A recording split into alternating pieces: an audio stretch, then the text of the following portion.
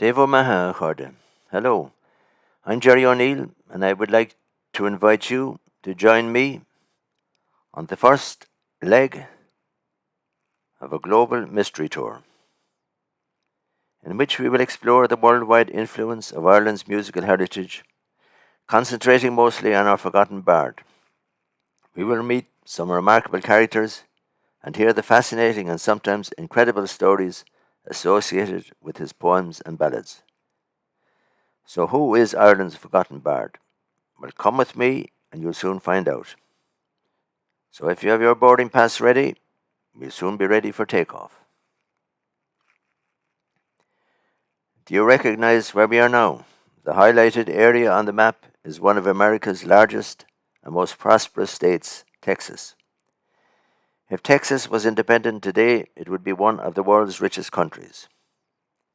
We'll zoom in on the southeast area of the state.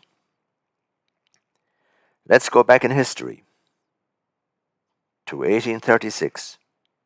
It's the afternoon of April 21st. The scene is at the junction of the San Jacinto River and a meandering marshy stream called Buffalo Bayou. Two small armies are encamped a short 500 meters from one another. The background was the Texan Revolution, in which American settlers rebelled against the Mexican government. Texas was at that time a part of Mexico. General Santa Anna, the Mexican dictator, had led an army into the rebellious province in order to suppress the insurrection.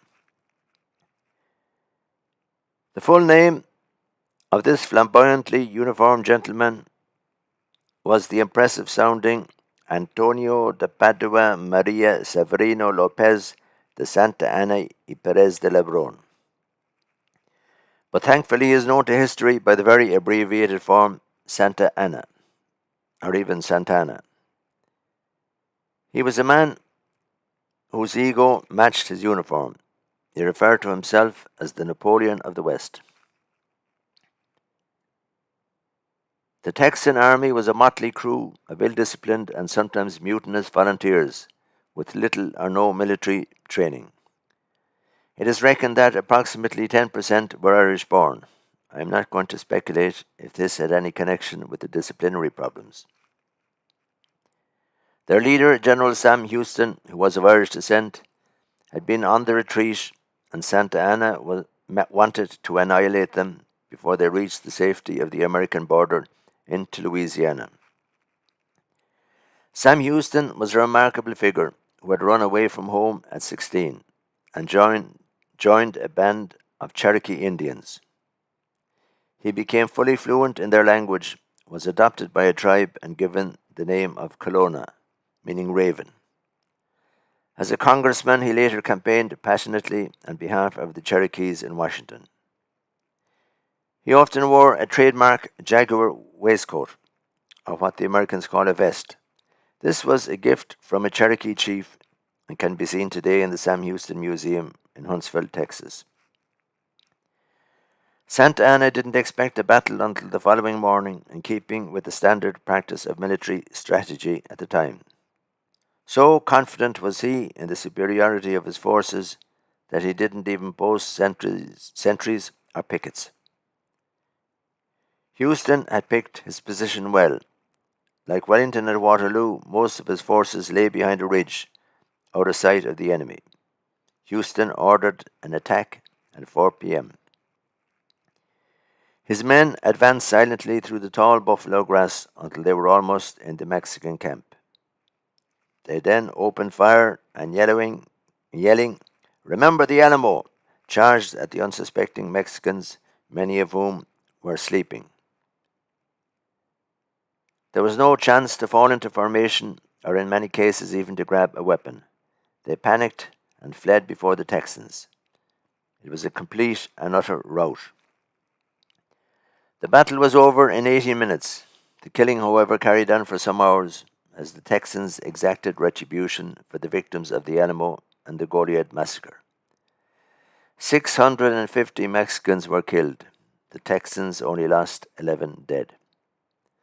Much of the killing took place near a body of water called Peggy's Lake. You can see that there on the right of your screens, and we'll return to this later. The Battle of San Jacinto. This decisive victory and its consequences was one of the most momentous events in American history. The Mexican army withdrew south of the Rio Grande, never to return. Texas became an independent sovereign nation for a short 10 years before joining the United States. This is the flag of the independent Republic of Texas, and this is the flag of the present state of Texas. Texas joining the United States triggered off the Mexican-American War. That war resulted in Mexico losing over half its territory. The land acquired by the United States included what would become the states of Texas, California, Nevada, Utah, most of New Mexico and Arizona, and parts of Colorado and Wyoming. The area in green is the confiscated territory. This area was the size of Western Europe, the largest transfer of territory in modern history, to the best of my knowledge. I am open to correction on this. What had been a strip of colonies on the east coast when the United States gained independence at the Treaty of Paris in 1783, just 53 years earlier, was now a huge country that stretched from ocean to ocean. America would go on to become the dominant world power by the mid-20th century. Peggy's Lake was called after the owner of the land on which the battle was fought. She was the widow Peggy McCormick, known affectionately in the locality as Aunt Peggy. Arthur and Margaret McCormick from County Tipperary had settled on land granted by Mexico in 1824.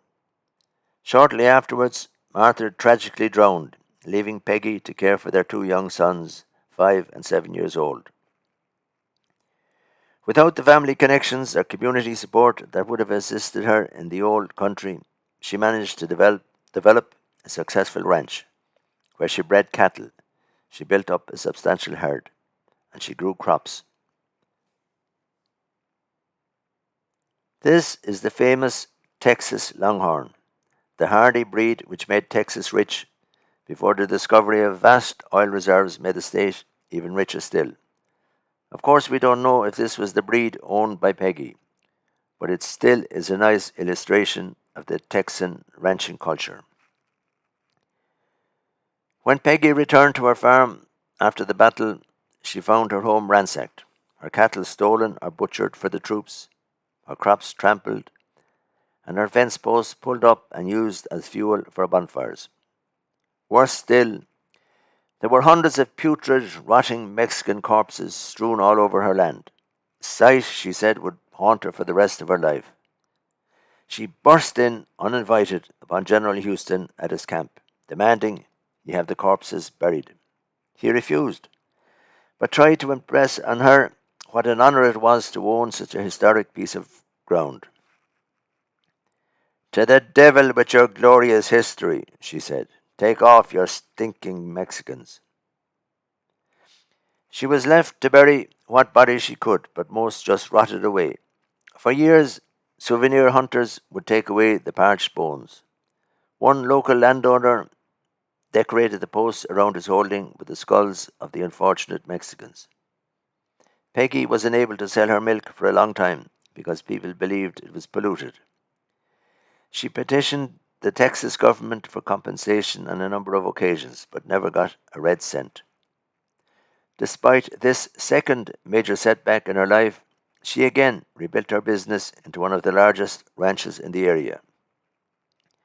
However, she came to an unfortunate and tragic end. She died in a fire which destroyed her house. It was suspected that the fire was caused by arson in an attempt to cover up her murder. When her surviving son tried to claim her property, he found out that his mother had been cheated out of her title by a corrupt state surveyor. Despite her undoubted intelligence and industry, Peggy McCormick was illiterate. She had signed documents she could not read with an X. Her son took the case to court but lost.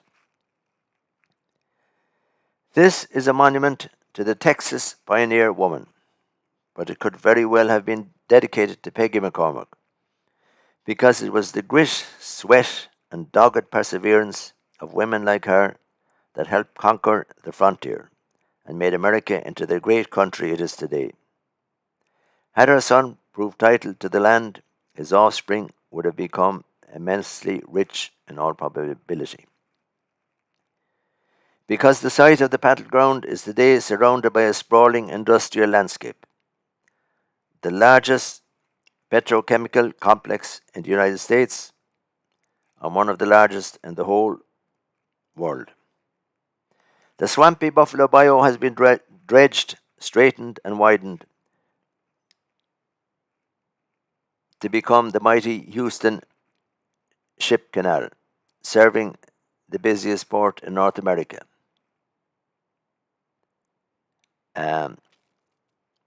And I often sailed up and down that canal as a Marine radio officer many decades ago. It is all part of the greater city of Houston, which was founded after the Battle of San Jacinto and was, of course, named after the General Sam Houston. On the battle site stands the colossal San Jacinto Monument, a 567-foot high, or 173 meters, octagonal shaft, the world's tallest masonry column. It is a miracle of modern engineering. Built on soft soil with no rock substrate, special techniques had to be developed to pour the huge foundation. It was built to withstand hurricane-force winds. Taller than the Washington Monument, it would dwarf Dublin's spire. Dotted along the roads which crisscross the oil refineries and chemical plants are little informative historical markers which give information on the various battle locations. Here are two, and one of those is what concerns us. On the plaque is inscribed, "To the tune of, 'Will you come to the Bower?' the Texans advanced. Remember the Alamo, remember Goliad," was their cry. With cannons and gunshot, clubs and bowie knives, they fought. No quarter was given. The rout was complete, the slaughter terrific. "Will You Come to the Bower" was a love song popular at the time and written by none other than Thomas Moore, Ireland's forgotten bard. The story goes that the fifer was only a beginner and he didn't know any marches. He could only play one tune. So in one of the most important battles of American history, the troops charged to the ear of a Thomas Moore love song. I believe this song is completely forgotten in contemporary Ireland. I haven't found any Irish recordings online. This is not unusual. Most uploads of Thomas Moore melodies are from non-Irish sources. Here is a lovely arrangement by the American-based Scottish singer Carl Peterson. The intro is based on what was probably played at the battle, just fife and drum.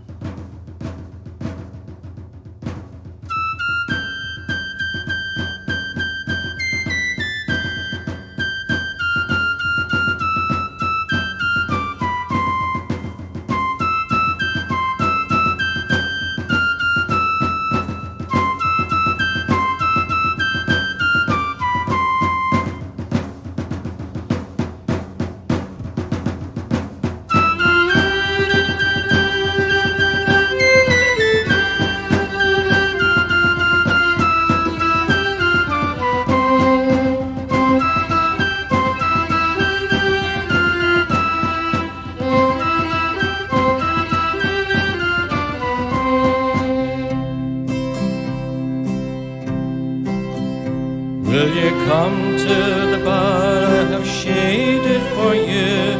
Your bed shall be of roses bespangled with the dew. Will you come to the bar? Will you come to the bar? There under the bar on soft roses you night with a blush on your cheek, but a smile in your eye. Will you smile, my beloved? Will you smile, my beloved? But the roses we press shall not rival your lip, nor the dew be so sweet as the kisses per sip. Will you kiss me, my beloved? Will you kiss me, my beloved?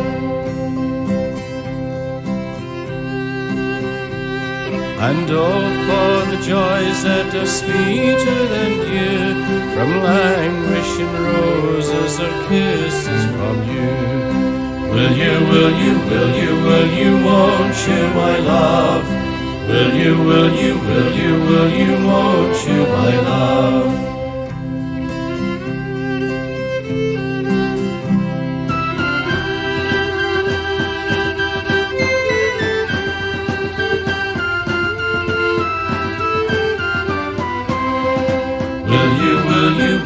Will you come to the bar? Will you come to the bar?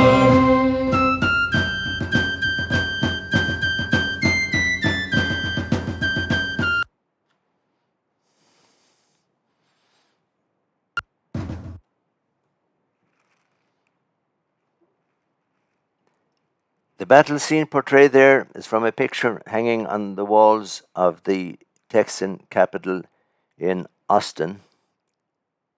It was painted by the Belfast-born historical painter Harry McCardle, born in the same year as the Battle of Jacinto. Come to the Bower is described as a love song, but it is really a song of seduction, or perhaps attempted seduction. It sounds harmless enough to our ears today, but it was the kind of song that was widely criticized as being immoral when first published. Moore's reputation today is of a romantic, mawkish, sentimental versifier. But his first three publications were strongly condemned as being lascivious, that was the popular term at the time, and a danger to public morality, no less. This doesn't appear to have harmed the sales, however. A later reincarnation of Come to the Bower is as a militant recruiting song, probably from the Fenian period, encouraging Americans to join the fight for Irish freedom. In contrast to Moore's original, this is well known today, probably due to it being part of the Dubliners' early repertoire. And here is the inimitable Luke Kelly in full voice.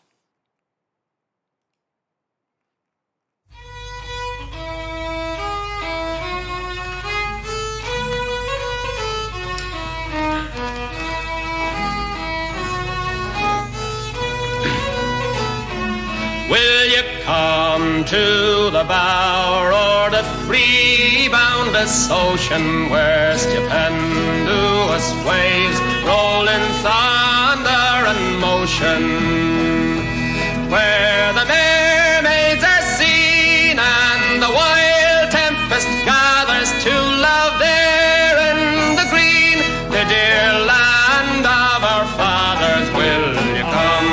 Will you come to the Bower?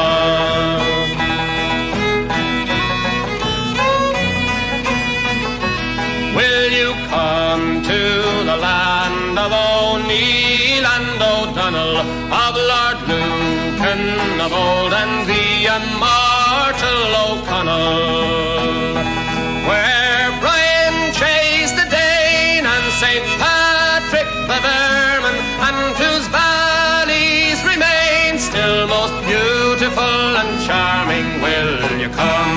Will you come to the Bower?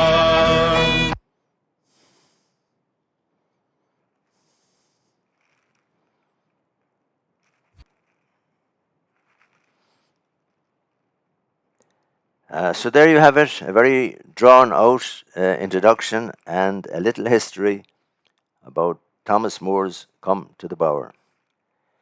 I've been as careful as possible in researching this video, but if there are any errors, please let me know in the comments below. And what do you think? Am I correct in judging Moore's song to be completely unknown in modern Ireland? If you enjoyed this battleground tour, please give me a thumbs up down below, or else click on the subscribe button. On the next leg of our global mystery tour, we'll visit one of the most spectacular natural wonders of the world, and perhaps a few other interesting locations. So, good evening, Slán agus benacht. I hope you'll join me then.